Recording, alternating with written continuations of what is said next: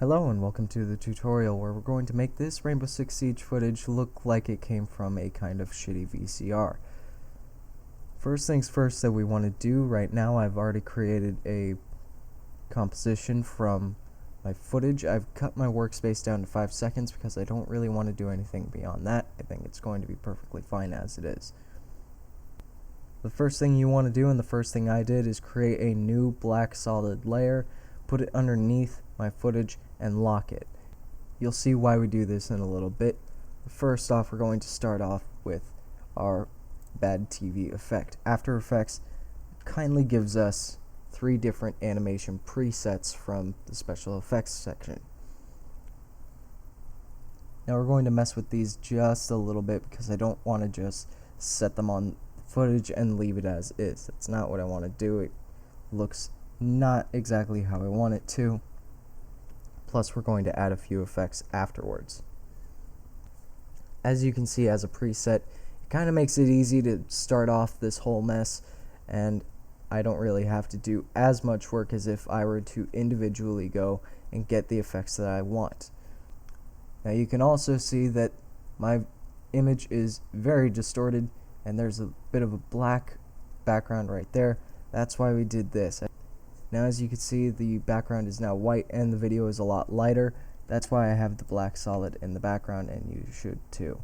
There's a lot of waves right here, and I kind of want to mellow that out, but first I'm going to start down here at the bottom with Venetian blinds. The Venetian blinds create that scanline effect that is so prevalent in old VHS tapes. It's perfectly fine the way it is, so I'm just going to close that window. As far as the noise goes, I want to stop using color noise, so it's going to mess it up just a bit, and I'm going to increase my percentage to 30. Yeah, that's a lot of noise. But we're going to be doing things that kind of make it mellow out, and you won't really notice it as much. I'm going to skip over color balance HLS here for a second to take a look at box blur. Here's what box blur does. It really just kind of fuzzes up and blurs your image. That's not something that I want to do. So I'm actually going to just click on this and delete it. I don't want it. I don't need it. The next thing that we're going to look at is color balance, HLS. So we can see we have our hue, lightness, and saturation. Our saturation is automatically set to 33, but I don't really want that because this already kind of looks like a Brandon Rogers video, and I don't really want that. Now, I don't want it to be absolutely grayscale either, but really I just want to kind of find a happy medium that kind of shows off some more natural colors. In fact, I'm going to just set this to 0, and look, it's perfect. Now this suggests that I could definitely delete my HLS right there, and that's perfectly fine. You can do that too, but that's your choice. You can also do whatever you want with the color balancing. You could do whatever you want with the noise, the Venetian blinds, the box blur. It's all about your choice and your preference, but this is my preference, and this is how we're going to be doing it for the tutorial. Here's the most important part about this distortion, is the wave warp. Our wave type is automatically set to smooth noise, and so that kind of makes it a more smooth distortion rather than a janky, pixelated distortion. For the first thing, I think that my distortion is moving a bit too slow, so I'm actually going to bring it to about 0.5. That way, yeah, the waves are moving a lot faster. But the waves are a bit big for my taste, so I'm actually going to bring this down to, I think, about 20, and this probably about 500. And that's going to get rid of a lot of the distortion. It's going to still wave a lot, but it's not going to wave as much, and I can still understand what's going on in the video. Now the things that I don't want to touch are the direction and the phase. The direction, if I move it anywhere, it's going to move where the distortion is coming from. So if I set this to 90 degrees, it's going to be distorting up and down. I don't want that. I want it to be perfectly horizontal, so we're just going to keep that at 0. Pinning is not important. It sort of magnets the distortion to one or more sides, so I don't really suggest using it. And phase. Phase is more of an offset. It's really unnecessary for what I want to do, but if you want to do your own spin on this and control the distortion a bit more, i.e. slowing it down and then speeding it up, this is what you would use for doing that. Now that we're done with wave warp, I'm going to actually add a new wave warp. So we're just going to type wave in here, find our wave warp, and drop it down here. This is wave warp 2, and it's automatically set to sine, and it looks like a goddamn mess. This is not the screwiness that I was looking for. In fact, I'm going to change it over to noise. Yeah, that is really messed up, but a little too messed up for my taste. First, I want to bring the wave speed down to that 0.5 just so that it matches what I've already had. I'm going to bring the direction to 0 because I want horizontal only. Next, the wave height is just too tall for me. I'm going to bring it to 3. Okay, yeah. Let's see here. Yeah, I can still understand what's going on the screen, and it's not too jittery or too distorted. It's kind of mellowed out right now, which is where I want it to be, because next, after I finish off with this wave warp 2, I'm going to kind of mess with the colors a bit. The wave width on this thing, I'm actually going to bring up to about 350, just so it becomes slightly more clear.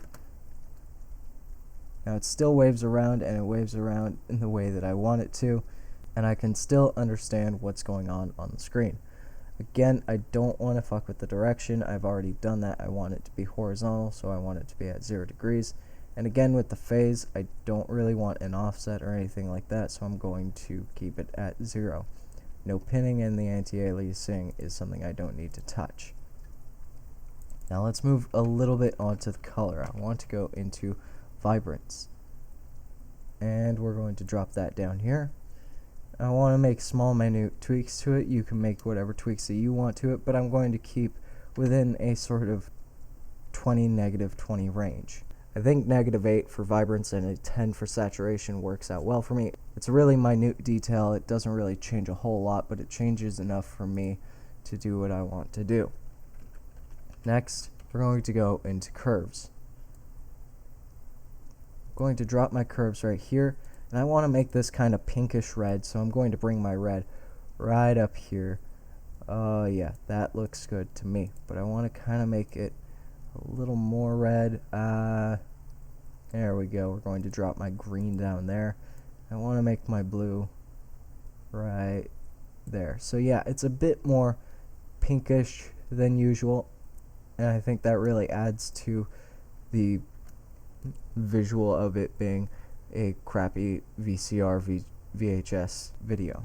Now we're done with my footage. I kind of want to do something else to us. It's a little bland. I want to add just something new, something to add. So I'm going to make a little bar up here. I'm going to make a bar up here with the word play and a little play button right next to it. It's going to blink off and on throughout the video. Now, creating the text is easy because I can just bring my text tool over here, bring it out, and I don't think Times New Roman is going to work. In fact, there are very few fonts that would work for this, but I'm going to see if I can't find one, and oh look, OCR ASTD. You can't really find this in your standard font, so you might have to go to the Adobe Fonts website and activate it for your account. But that's perfectly fine, and you could just use this. I think it works really well for what I want it to. In fact, yeah, that looks exactly like I want it to. I'm going to keep it off to the left because centering it kind of messes with my placement, and 66 pixels is about perfect for my font size. That's a little too white for my taste, but we're going to darken it up a little bit later. But for now, let's focus on the shape tool. So right now we're going to be doing a new shape layer. It's not going to exactly tell us what shape that we're going to be having, but let's say that I want to bring out a polygon tool, and that doesn't really work for me and my taste. In fact, I'm going to go down here to my shape layer, hit add, and hit polystar. As you can see, it brings out a kind of mask of a polystar within my shape. Because it's a star, I can bring it down to 3 points, and now it's a triangle. But here's the problem, it's still a mask inside of an actual shape. So what I'm going to be doing is I'm going to be clicking on path 1. Now path 1 is that pentagon shape. So what I'm going to be doing is I'm going to click on it and I'm going to hit delete. And there we go. We have the triangle that I need for my play button. Now here's the thing about this triangle. I don't really need to screw with its color because it's just about the perfect color I want. It's a very light gray that kind of works with the whole shitty VCR vibe. I'm going to close this up, and I'm actually going to go into the transform here because I want to make sure that my anchor point is on point. And then I'm going to rotate, scale, and position it. It's a rather small object that's going to be up in the corner, so I'm going to make it a 30% scale. I'm going to rotate it so that it is on its side. So this might be 90 degrees. Here we go. And then I'm going to position it right next to my play.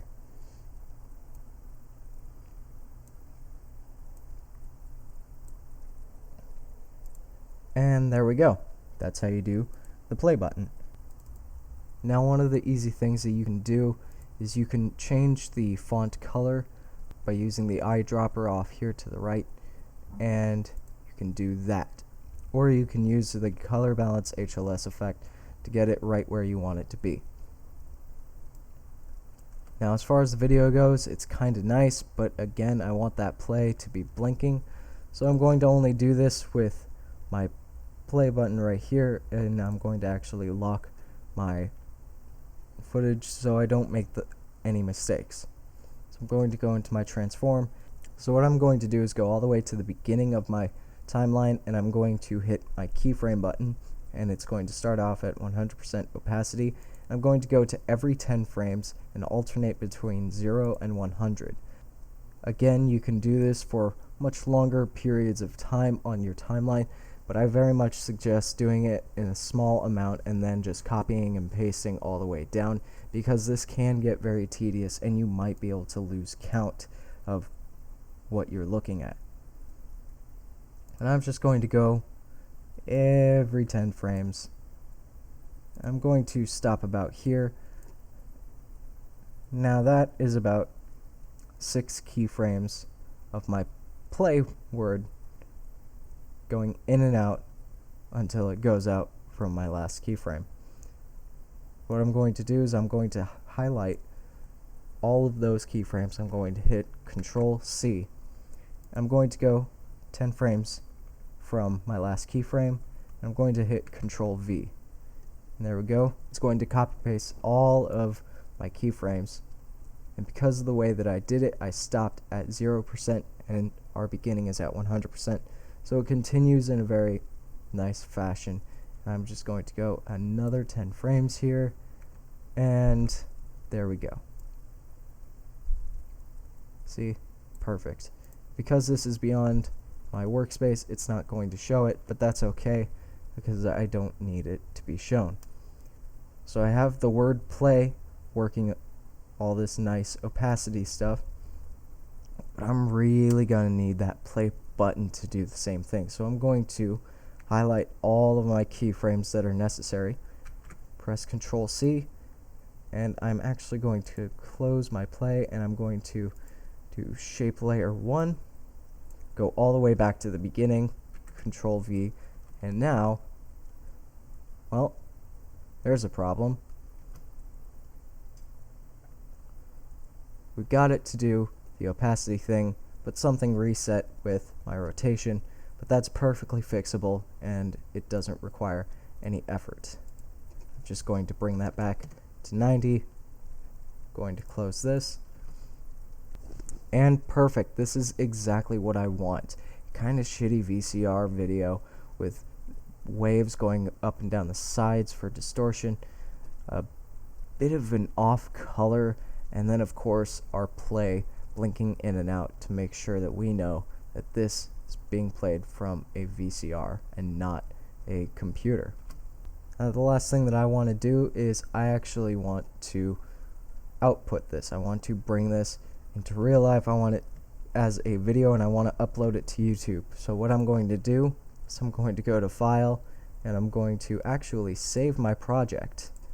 that if any changes happen, I can always go back to this version. I'm then going to export, and we're going to add to render queue. Once it's in your render queue, you're going to have to figure out where you want to output this. So I'm going to go to my desktop. I'm actually going to go to my video section.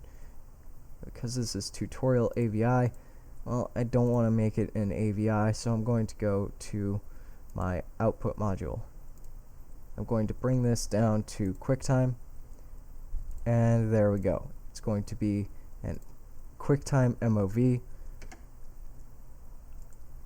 and I don't really have to mess with any of my other settings. So what I can do here is hit render, and it's going to render out my entire video. And there we go. I even get a noise telling me that it's done in case I'm off doing something else, like watching YouTube videos. But that's all I'm going to do for this tutorial. I'm going to upload my final render to YouTube, and you'll be able to view it there. Thank you for watching, and I hope that you learned something today.